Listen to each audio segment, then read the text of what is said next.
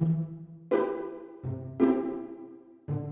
and welcome to another installment of Shooting Star. For this particular week, we are going to focus on lighting, and not any type of lighting, specifically reception lighting. I have dealt in a previous blog post what my off-camera light setup is, so I'm not going to get too much into it. I will link to it from my blog post, but on that blog post I list what I use, how I use it, and samples of the work. So I go into depth there, but let's talk about other types of situations in which I would use a different type of light setup or in addition to my off-camera light.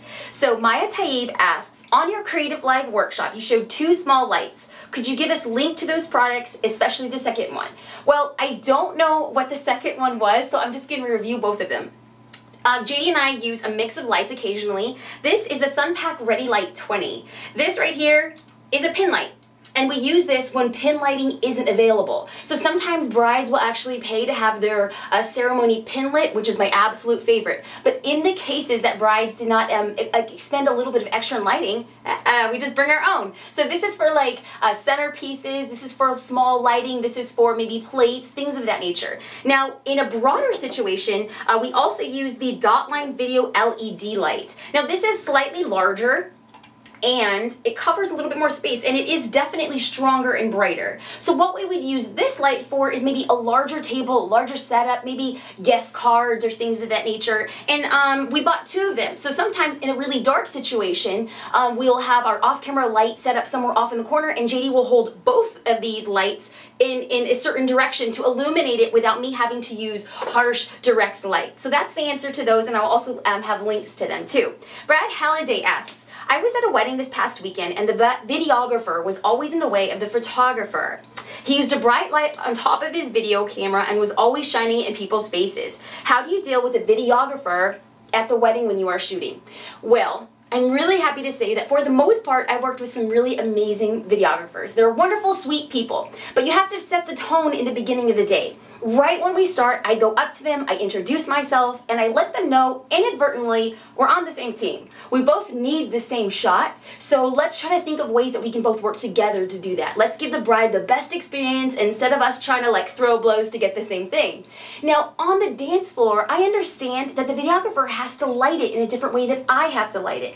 So of course, instead of trying to throw elbows or, jostle for the same location, I try to work with him or her. So if the videographer is using a light on top of his or her camera, instead of standing next to him or her, I might stand completely opposite of that photographer, because then what then happens is that videographer is providing backlight for the bride and groom, and I can then use my camera with my flash on it to act as a fill light. So instead of viewing it as like, oh, this is an obstacle that I have to, get through, oh, look at this videographer for getting in my way. Instead, I'll be like, hey, yo, you're providing some pretty good light. I'm gonna work with that too. So kind of rethinking that situation is always a good thing.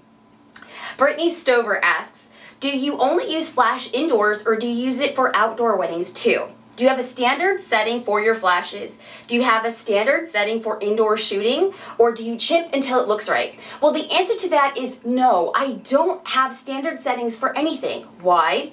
Because there are so many different situations. There's so many different light setups. Sometimes there's ambient light and sometimes there's not available light. I mean, there's so many different things. Sometimes there's up light, sometimes there's pin light. So you have to take that into consideration in regards to what you're shooting and how you're shooting it, and also the type of mood you want to solicit with that photograph. So yes, I basically look at the back of my camera and my histogram readings to make sure that I'm right where I want to be. Shannon Dale asks, you use an off-camera flash with a pocket wizard, but it seems like I remember some of your photos using the off-camera flash to backlight and the on-camera flash to use as a fill light. If you really did that, where was the pocket wizard? Or does the off-camera flash have a different trigger light somewhere? Well, the answer to that, and this is also a question I get quite often, where do I put my pocket wizard? Okay, so this is my light setup. Yes, I have a flash mounted on top of my camera, and it usually, about 95% of the time, I have my white bounce card popped up as I flash it, and then this white bounce card will flash pop a little bit of fill light.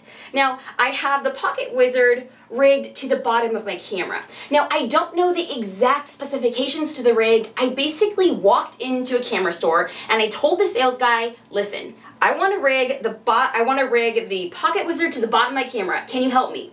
He kind of MacGyvered the thing, and this is what I ended up with.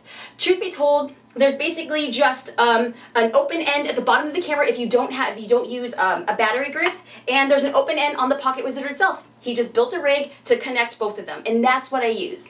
So that's my setup. I hope that this it helps a little bit. I think I was talking way too much in this episode. We're just gonna cut it here, and I hope to see you again next week. And until then, stay fabulous.